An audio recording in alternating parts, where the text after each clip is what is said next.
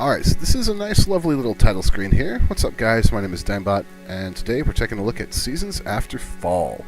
So let's jump into the settings menu here. We've got a slider for volume, Italian, Spanish, German, French, and English.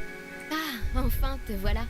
Ah, da bist du ja here you are. And then also voices. Subtitles on or off.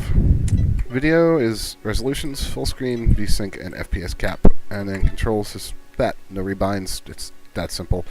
This game does have controller support. I'm not too bothered about the menu. I'll show you guys why in just a moment.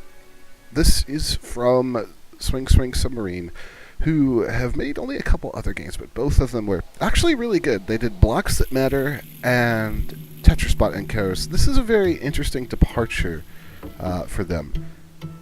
Now here we are playing as this fox right here, and kind of spoilery. I'm not going to really talk about why we're here or what we're doing. I'm just going to get out of this area real quick. But the first thing you'll notice is, actually, what the hell? Can we actually solve this? The first thing you'll notice is how striking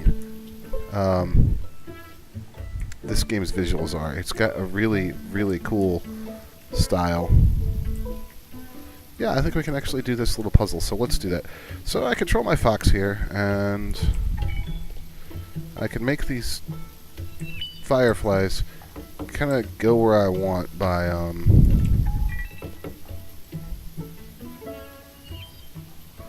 jumping and pinging over these little things, and that is not right in the slightest. It's okay though, we're just going to continue going this way. I don't know what's going on with them. They notice the music is actually really cool too. It's got this violin theme to it. Now I'm going to hop up here and kind of head out of this area.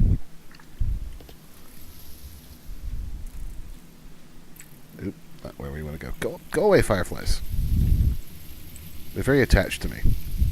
So the crux of this game, the idea is that you are a seed who has taken control of a fox, and you want to help restore the seasons, you want to help with the ritual of seasons, and you have to do that by collecting fragments of winter, summer, fall, and spring. And that's the first maybe 30% of the game or so. I'm past that point, obviously, but one thing to let people know is while this may be a semi-Metroidvania style game, it very much holds your hands through that first section where you have to gain the 4 different powers. You're guided along, you are prodded not to go in the wrong direction via voice prompts.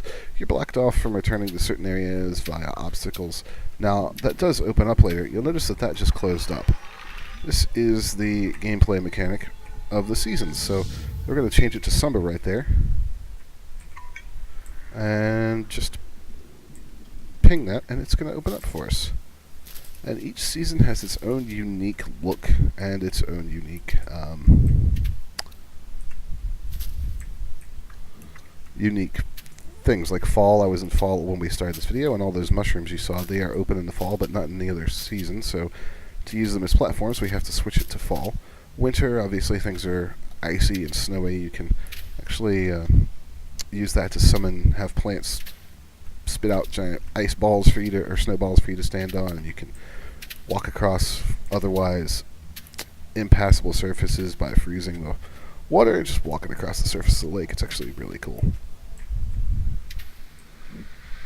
That's very much something I appreciate about this game. In fact, here's an example I need to get across this, so we'll switch it to winter, and now we can walk across. And actually, as a matter of fact, to show off another mechanic,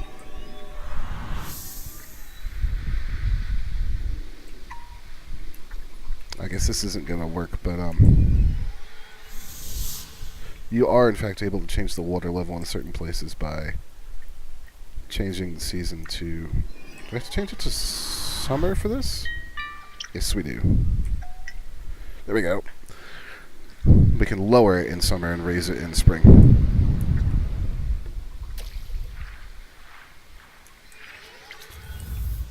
And there we go. So, neat concept. It's used in a lot of really interesting ways. Changing the seasons to manipulate your environment and solve the puzzles is pretty much 90% of this game. It's very well done, I will definitely say that. this right here will spit out snow for us in the winter, but what it's also really here for was to grow that tree by spitting out a giant glob of water in the spring when it's raining. You'll find puzzles like that all over the environment. Also notice there's lots of very cool ambient sound effects in this game. It's actually really well done. I tend to prefer summer or spring just because the color palettes are really nice looking. A lot going on in the foreground and in the background. It's a very, very nice looking game. The kind of painted aesthetic. It's something I've always loved, and this game does it extremely well. All the Fox's animations are really smooth. So how does it control? Sometimes it can feel a bit floaty, mainly because the fox needs a little run up before he'll jump his full distance, but it's something you get used to very quickly, and it's not something that's not, or that's not uncommon rather in platformers. It's something that you've dealt with in pretty much every platformer ever. Just you need to have a little momentum, and that's really the only major gripe I've had. If you're using a controller, it's a lot easier to select the various seasons because that's done with the right stick. If you're using a mouse and keyboard, don't use the mouse, just use the keyboard like I am. And you can select them by holding down control. Now, there is a way to do it with the mouse. It's very finicky and very aggravating. That's probably the only technical problem I've had with this game, actually, is that I couldn't get my controller to work quite right. It's definitely this PC. We tested it on another PC, and it works just fine. Now, I'm not really going to be finishing any areas and trying to avoid story spoilers, so of which I'm going to walk right past something right now that we will not speak of. But suffice to say, there is a story going on. It's well voice acted. I probably will not be able to show any of that off, unfortunately. I did a previous recording of this, and it, well, failed. Did not save properly, so I lost all of it, including a very nice section of voice acting, so pity that, but take my word for it, the voice acting is very well done. The story, while not anything that you haven't seen before, is certainly well voice acted, and it's very serviceable, gets the job done, and I enjoy it. Like I say, it's kind of predictable, but the gameplay more than makes up for it. I find the gameplay to be a lot of fun. Just takes some interesting ideas, puts a really unique, really beautiful twist on them. So, not a whole lot else to say about this. Swing Swing Submarine has made a great game here. It's also a fairly cheap game. It's about 13 euros, which I don't know why that came to my mind first.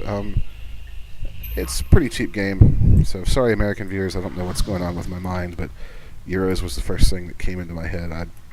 Yeah. We'll just let that go. As you can see, there's these nice underground areas as well, so there's decent variety in the gameplay space as well, and the seasons are all nice and distinct, so love the aesthetic. Actually love the game. I would definitely recommend picking this one up, guys. So that's really all there is to say for Seasons After Fall from Swing Swing Submarine. It's a nice little game. Go grab it.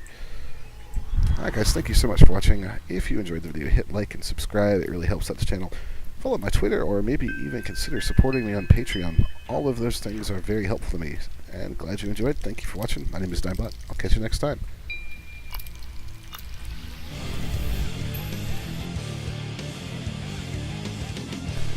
Like what you saw?